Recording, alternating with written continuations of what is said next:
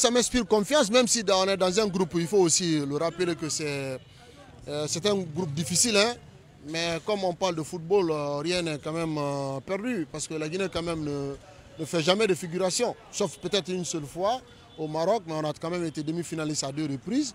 Donc on doit se rabattre sur notre propre carte à jouer, notre propre forme. Et voilà, tout ce qui en découle autour de ça, pour aller démontrer qu'on est capable d'aller très loin dans une compétition. Je pense bien qu'il y a un peu de cohérence quand même dans ce choix, même si après, quand je ne suis pas d'accord par rapport à la non-sélection du meilleur gardien quand même du championnat, puisque pour la crédibilité même de l'institution qui n'est autre que la Ligue guinéenne de football professionnel. Donc le choix numéro 1 pour jouer dans les cages, ça peut dépendre de la compétition, mais ne pas le sélectionner, je trouve que c'était quand même incohérent de ma part. Mais en suivant l'explication de coach Abedi, qui a clairement affirmé qu'il n'a pas été satisfait lors des 2 rencontres du côté du Sénégal. Donc on comprend aisément qu'il n'était pas dans son plat. Après finalement, globalement, on retrouve les meilleurs joueurs quand même du championnat.